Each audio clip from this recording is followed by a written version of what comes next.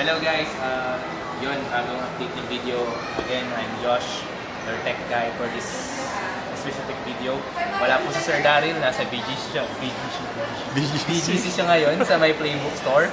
Ayun, bagong open na store namin doon. So today, I'm going to disassemble a new model from Asus VivoBook line. This is an X512DA-EJ833T.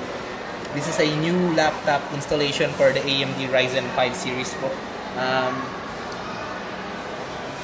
kanyang spec sheet po is, this is powered by an AMD Ryzen 5 3500U with an 8GB of DDR4, 2400MHz na RAM, then a 1TB po na 5400 RPM.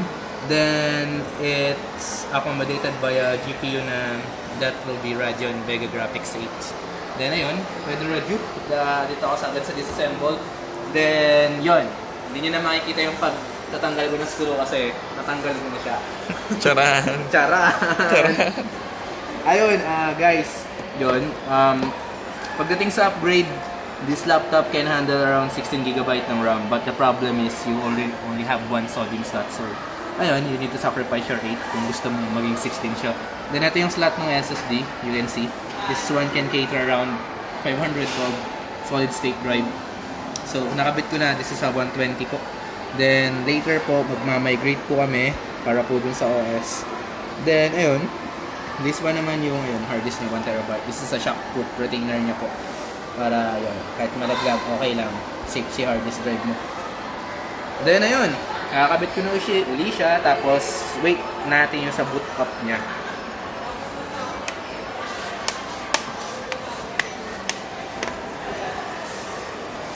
Para dun sa mga nakabili na, nakapag-purchase na, guys, I don't recommend na kayo magbukas or magpabuksan nyo sa kahit sinong marunong. Punta kayo sa service center.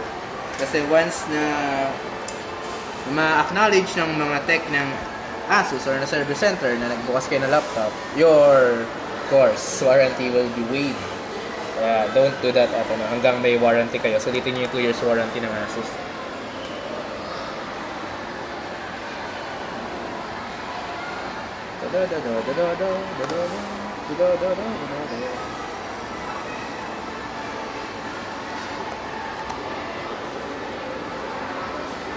Ayun guys, if you always find our videos helpful, subscribe po, saka hit that notification button kasi yun, para updated kayo kung naglabas kami ng bagong unit na Disassembly saka i-review.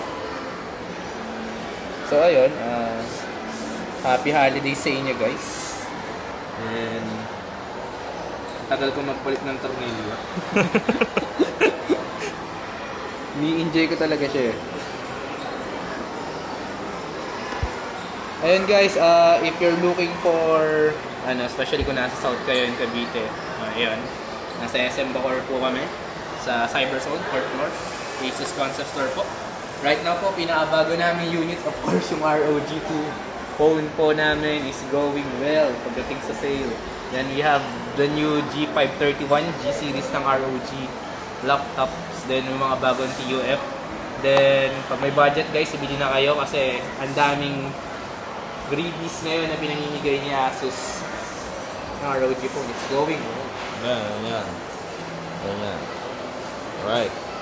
May mga libreng dito sa laptop na to guys, I'll remind you, especially yung mga taong nasa Philippines. Pag net-purchase ka nito, may libre kang Instax. As of December. Hanggang December 31 lang siya, kaya yeah, grab the opportunity para sa libre Instax. Mga ilang araw na lang.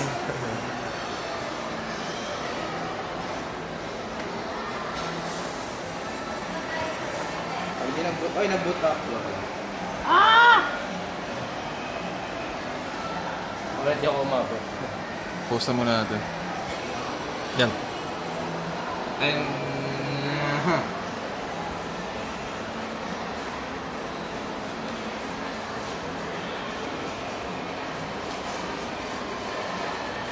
Okay, this is weird. Hindi agad siya na-detect kaya pupunta ako sa BIOS.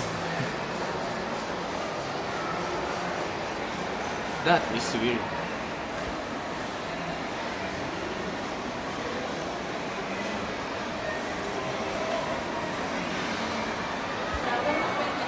Ayun na, ito siya. Detected siya dito. Ayan. There we go. Detected siya sa loob. Yun guys, detected yung SSD. Then, that will be all. Ayan, yun. I-clean format ko to for today. Then ayun guys, like what we said, especially sa mga taong taga-South and looking for your new upgrade this holiday po gadget, that will be of course ROG number 1. Number 1. Yun, any laptops po, nandito po ROG 2 especially. Yeah, I can stretch it enough. ROG talaga. Then ayun, subscribe, then hit that notification button pag nakatulong kami sa inyo. Then leave po kayo ng comment ko anong gusto nyong gaming laptops or laptop na gusto nyo makita i-disassemble or i-review namin, i-unbox namin, anything else. Yon. Thank you guys. Happy holidays.